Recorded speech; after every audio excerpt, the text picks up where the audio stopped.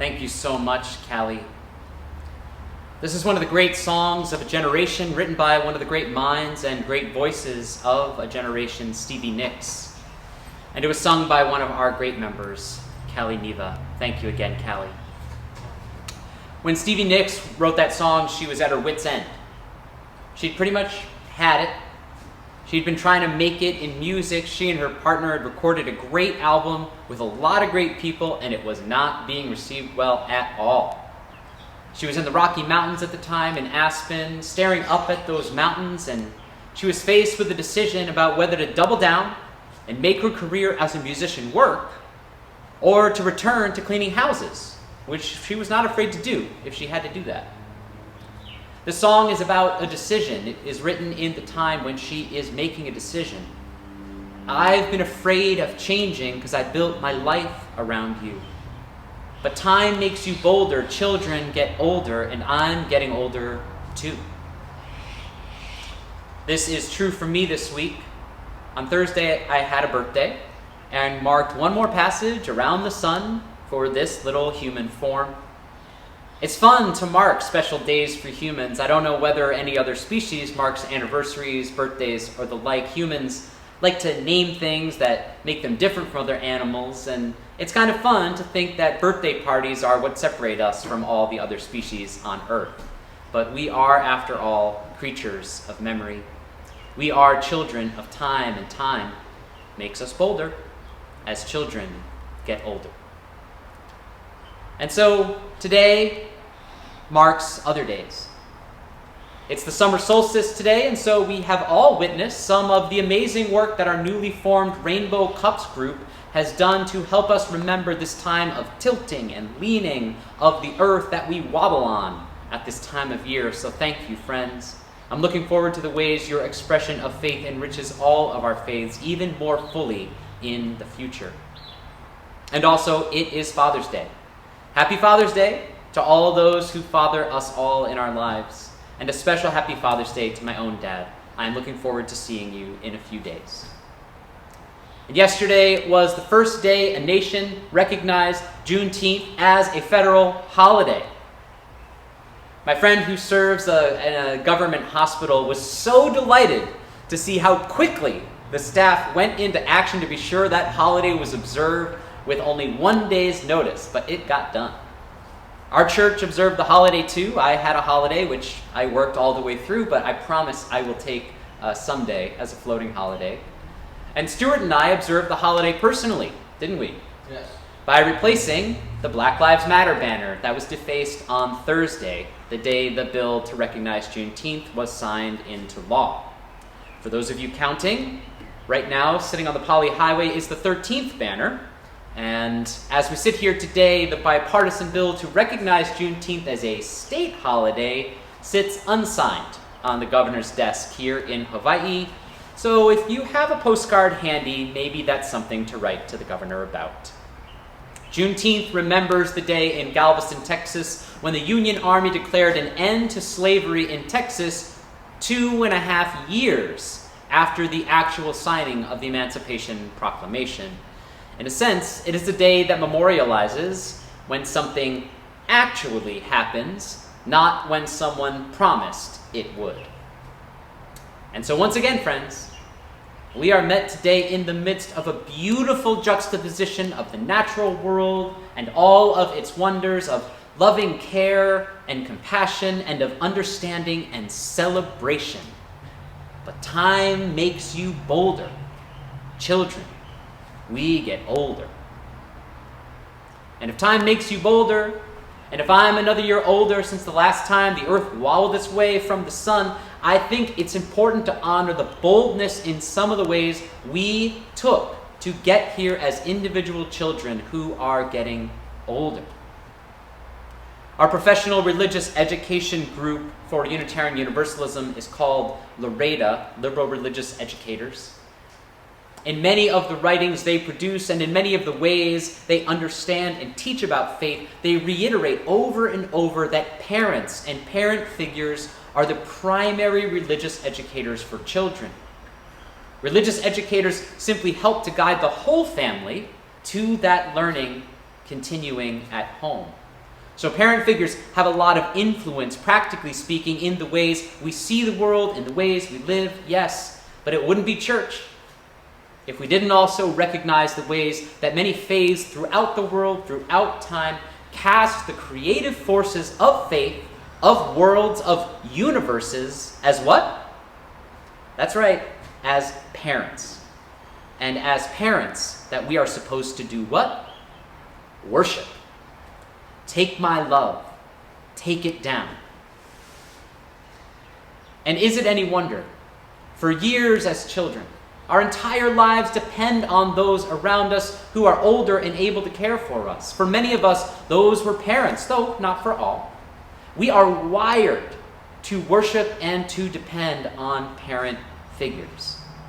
And in faiths that might have been more prominent in our upbringings, this was primarily a father figure, a male god. It is slightly countercultural to understand a universe governed by a feminine goddess, or even a group of deities today. Though with the decline in the numbers of people who believe in any kind of divine being continuing as it has over the past decades, it's becoming more and more countercultural to believe in a divine being or source at all. And the work over the past century of thinkers, theologians, social psychologists, historians, and many others to start to deconstruct the structures that built on this male worship and male control of the patriarchy is part of the move away from many of the faiths that claim a male god at the center of their belief. I build my life around you, but time makes you bolder. To many of those who have departed these ways of believing, we have one thing to say: welcome to Unitarian Universalism, where a day like today reminds us of the varied ways we practice a faith that seeks to live as honestly and as fully the beautiful and intersecting ways of believing that bring us meaning and hope for the lives we live every day. In case you're wondering, I often try to explain Unitarian Universalism in a single sentence just for fun. I do it to try to show that it's not as hard a concept to grasp as some think it is. Overcomplicating this faith in your head is at times a barrier to living this faith in your heart. That is why I love the nickname, the other more interpretive name for our faith, the living tradition. Every year at our annual national gathering called General Assembly, which begins this coming week, and all can attend virtually, which I strongly urge as many of you to do as possible, every year there is a service called the Service of the Living Tradition.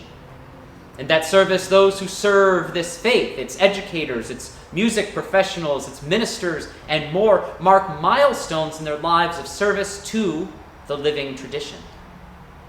The celebration of years of serving this faith is one reason it's called the Service of the Living Tradition, but another is because our faith does not depend on the historical or the metaphorical death of one person or being in order to give it meaning.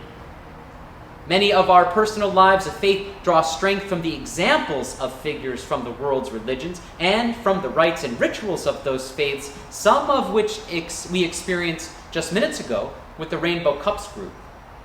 The living tradition means that the life of each one of our lives is what matters. The lives of those who went before us, in this tradition or outside it, are what we look at, what we rejoice in, what we are grateful for, so that we ourselves and those we love could live, could believe, could love in freedom.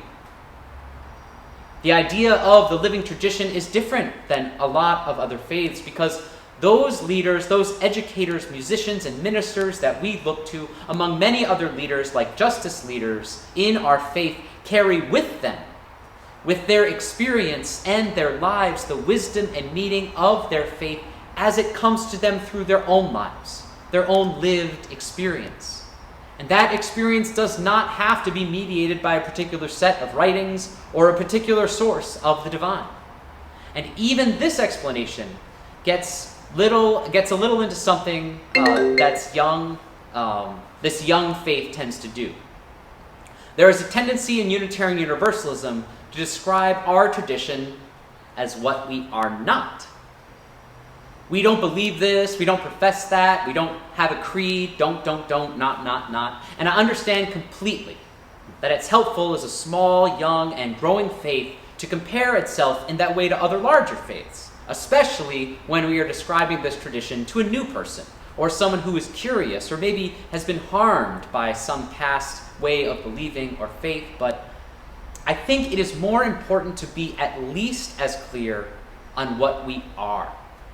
Affirmative statements about how we do believe, how we do understand, how we do love are essential to each of our own understandings of both our personal and our shared faith. And ours is a faith that is blessed by the wisdom of many traditions and informed by many, many ways of telling history that we hold in our heads, but is inspired, is shared, and is carried much more so in the lives, in the hearts of those who love this faith. It is described beautifully as well in the 8 principles that guide this church. If you're looking for a set of affirmative statements about our faith, those are a good place to start. My business card actually has all 8 printed on the inside of it, just so folks know where we stand. And from these affirmations, we grow. That is how we grow bolder. Today, we witness the first fruits of a new Rainbow CUUPS group, a pagan group, with much to teach us all. We experienced how for millennia the solstice, the longest day of the year, stretches across time to touch us still today. At the opening of the service today, part of this beautiful expression of memory and faith was to perform the ancient rite of casting a circle. In the ancient rite, the circle then holds the power or the energy of what goes on in that circle for the time that circle holds us. I dare say, casting a circle virtually is something our forebears in this rite might never have imagined.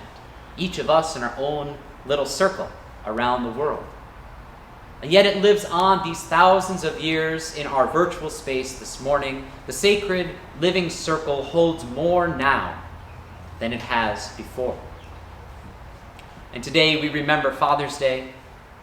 And though some of us reject or see as problematic the use of a divine male father God in certain theologies, I'm betting there are some here who still see God as a male entity, a father figure.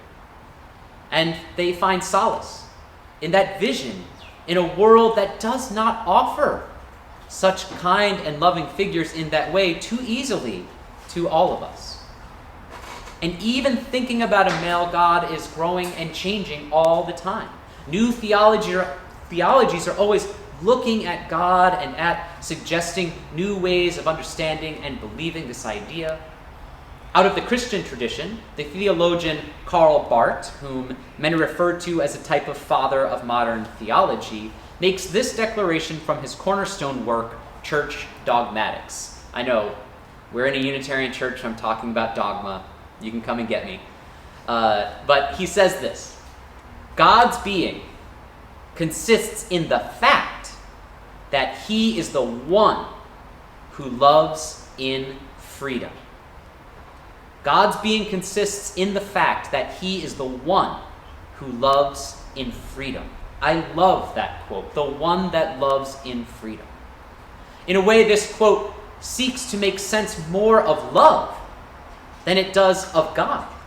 The freedom with which the one loves is what proves, what defines its divinity. It is divine because it loves without restriction, without want, without need, without anything attached to it. God is the one who loves in freedom. This concept of a male God is not like any possible earthly form. Barth makes that clear with the word one. No other being does this. His concept of a being is out of physical possibility. It holds such a totality of freedom from the physical, emotional, or any other kind of realm, including, really, gender, so that all that is left is the being of love. Yes, With this quote from a Swiss theologian in the 1940s, Barth drew the circle even more broadly, so that it is meant to hold a love that forms the definition of the divine. The sacred living circle holds more now than it did before. And we celebrate more fully the coming of Juneteenth, friends.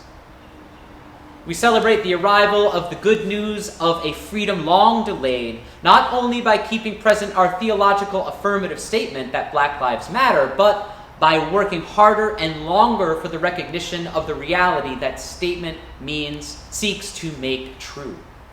We celebrate the force of life in ancestors who survived, who strove, who proved with their very lives that freedom may be delayed, may be withheld, may be taken, stolen, and deferred, but freedom, if it is freedom, will have its way with those who seek to hold it back from others.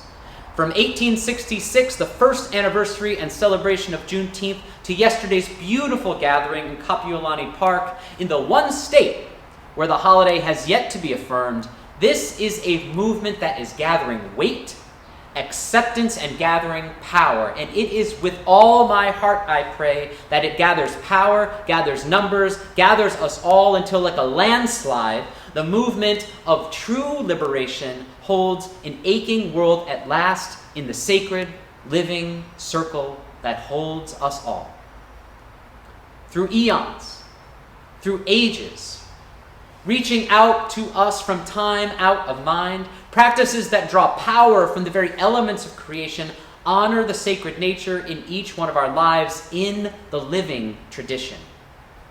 Through the din of millennia of dogma, reaching past the damning concept of eventual parent God, an understanding at last of divinity defined by freedom, by perfect fatherhood of the human family, honors the sacred love only freedom can provide in each one of our lives in the living tradition.